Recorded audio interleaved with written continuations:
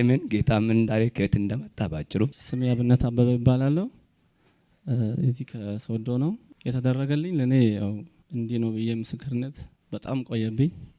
በዚህ አጋጣሚ ይቅርታ ጠይቃለሁ እግዚአብሔር ሰው በይቅርታ አጨብጭቡና። በህይወቴ የሆነልኝ በጣም ብዙ ነገር ነው። እኔ የእግዚአብሔርን ሰው እንደ ወንድሜ እንደ ታላቅ ወንድም በጨነቀኝ ጊዜ፣ በከፋኝ ጊዜ፣ በብርታቴ ጊዜ፣ በጥንካሬ በድካሜ ጊዜ አብሮኝ ነበርና ስለሱ እንደዚህ እያልኩ እኔ መፈጀብኝ። ስለዚህ ዋናው ምስክርነቴ እግዚአብሔር ይመስገን ስለ ቤተሰቤ ነበር። አሁን በመጀመሪያ ደረጃ እኛ መጣነው እኔ እህቴ ለሶስት ሆነን በጌታ ነበረን። እኔ ጌታን ሳገኝ ወደ 2010 አካባቢ ነበር እና እልል ያለን ኦርቶዶክስ ነን። እኛ እልል ያለን ኦርቶዶክስ ነን። ማንም ከበለ ሐዋሳ አካባቢ የመጣ ሰው ያቀናል። እኔ በጌታ ስሆን በቃ ቤት ውስጥ ቀውጤ ተፈጠረ። ፋዘር ወይ እነን ምረጥ ወይ ሃይማኖትን ምረጥ፣ ወይ ይሄ ጴንጤ የተባለው አዲስ በሽታ የመጣው አንተን ምን እንደሚያደርግ እኔ አላቅም፣ የሚሆነው ነገር እስቲ እናያለን። አይ ጋሽ እኔ እኮ ችግር የለም እኔ ልጅ አይደለሁም፣ የሚያድነኝን የት መሄድ እንዳለብኝ እኔ አውቃለሁ ብዬ በጣም በልጅነቴ ነው። አሁን ወደ 10 ምናምን ዓመት ሆኗል ጌታን ካገኘው እና ፋዘር በጣም አክራሪ ስለነበረ ማዘርም በጣም በቃ ይሄ በሃይማኖት በኩል ግትር ናቸው። አንደኛ ኦርቶዶክስ በላይ ውስጥ እኛን የሚያቅሰው ካለ ከኛ ቤት ፊት ለፊት ነው የመድኃኔዓለም ቤተክርስቲያን ያለውና የሚደረገው ነገር ሁሉ በእኛ ይሄ ማህበር ስመጣ ምን ሲሆን በጣም ተጽዕኖ አለና ይጸልያሉ። ፋዘር አሁን ጠዋት ማታ ከሰዓት እንዳለ ቸርች ነው እዛ ቤተክርስቲያን ሙሉው። ግን ጌታን ያለ ማግኘቱ ነገር እኔና እህቴ አለች፣ እህታችን በጣም ነው የምንጨነቀው፣ በጣም ነው የምንጸልየውና እሱን ተከትሎ በጣም ብዙ ነገር ደረሰብን። 3 ዓመት ባልሞላ ጊዜ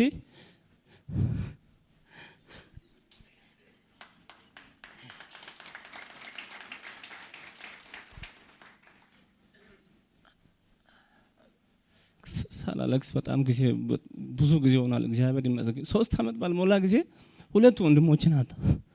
2 ወንድ ልጆች ናቸው፣ አልወለዱም።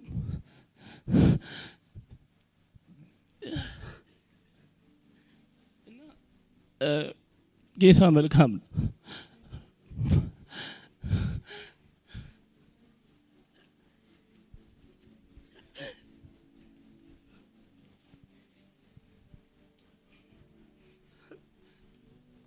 በጣም ነው መወዳቸው ወንድሞቼ። ታናሼ በሰው ሀገር ላይ ሬሳውን ተሸክሜ ነው የመጣሁት እኔ። እነሱ እዚህ ናቸው፣ እኛ ለስራ በሄድንበት አረፈ። ጸጥ አለ ተኝቶ አናውቅም። እኔ ጸልያለሁ፣ የሚዋጋ መንፈስ አለ ከቤተሰብ። እነሱ እናቴና አባቴ ምስኪን ናቸው፣ በጣም ምንም እንደማያውቁ በእርግጠኝነት ለማውራት ይችላሉ። ግን እሱ ከሞተ በኋላ ከ3 ዓመት በኋላ ሁለተኛው የታላቅ ጸጥ አለ። አሁንም ተኝቶ እዚህ ጋር አመመኝ አላለ፣ እዚህ ጋር በሽታ ምንም አይታወቅም። እግዚአብሔር ያጸናል በእውነት። በቤቱ ሁኑ እንጂ እግዚአብሔር ያጸናል በእውነት። እግዚአብሔር ያችላል። በእኔ እድሜ እኔ ያየሁት አሁን ለብሼ ስራበት ሰው የደላኝ ይመስላል፣ ግን እኔ ያየሁትን ማለት ያው እግዚአብሔር ሰው ያውቃል። እዛ ሁሉ ሲጸልይልን ፋዘርን መጥቶ የሞት መንፈስ በጣም ሲያስጨንቀው ነበር። ያው ፋዘር አለ የሞት መንፈስ በጣም በቃ ሌሊት ፋዘር መተኛት አይችልም። ሊወስደኝ ነው ልጄ። የዛን ጊዜ በጌታ አይደለም፣ አሁን ጌታን ተቀበሎ እናቴን አባቴን አጫብጩት ለጌታ። ሃሌሉያ ሃሌሉያ ዋው። የዛን ጊዜ በጌታ አልነበረም ፋዘር። እኔን ሊወስዱኝ ነው። ጥቁር የለበሱ ሰዎች እየመጡ ነው።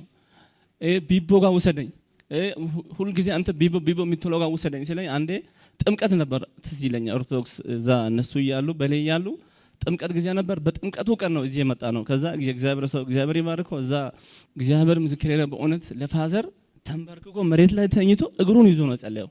እግዚአብሔር ይባርከው በእውነት። በቃ ስለ ትህትና ስለ ፍቅር እኔ እንዴ ነው ብዬ ማውራት አልችልም። እኔ ቃላት የለኝም በእውነት። ስለዚህ ይሄ ስለ ልጄ የሆነው ስለ ባለቤቴ የሆነው እንደዚህ ብል አሁን የቃል ጊዜ ነው የሚሻማው እና ዋናው ነገር እናቴና አባቴ እልል ያሉ ኦርቶዶክስ በለውስ ቀውጢ ተፈጠረ። ቀውጢ እንዴት ጴንጤ ይሆናሉ? እንዴት በቃ ከተማው ሙሉ ተናወጠ። ቄስ መላክ ማንን መላክ ወደዚህ ማለት ያጎተ ልጆች ይስሙ ያጎተ ልጆች እስከሚጠሉን ድረስ እስከማይጠጉን ድረስ እግዚአብሔር ይመስገን። ፋዘር ደግሞ አሁን እልል ያለ ጴንጤ ሆኗል። ከእልል ጋር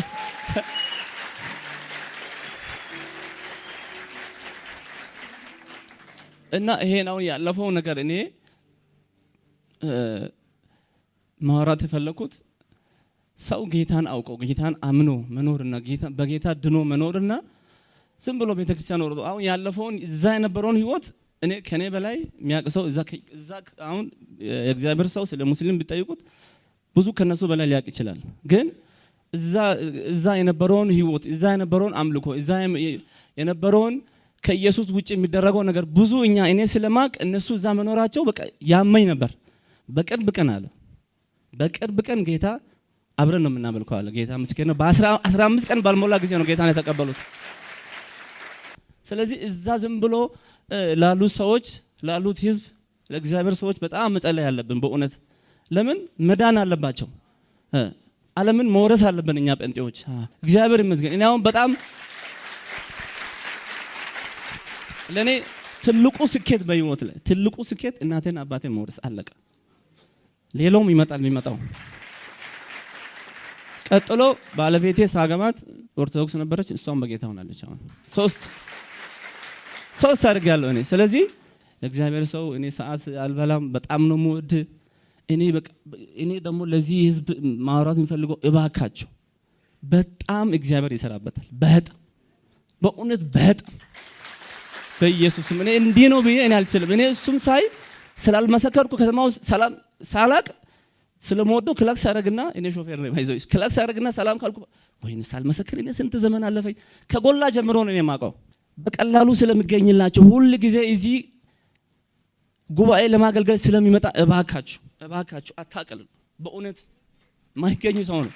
እኔ ጸጋውን አይቻለሁ። በእውነት ቀለል ብሎ ስልክ ስለሚያነሳ ሁሉ ጊዜ ወደ ቤታችሁ ስለሚመጣ ስለሚጸልይላችሁ አቅላችሁ አትዩ። በእግዚአብሔር ስም እለምናችኋለሁ። ወዳችኋለሁ። ሰላማችሁ ይበዛ ይሁን።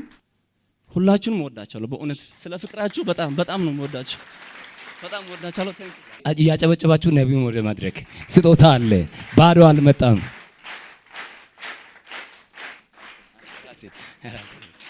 አጨብጭቡት።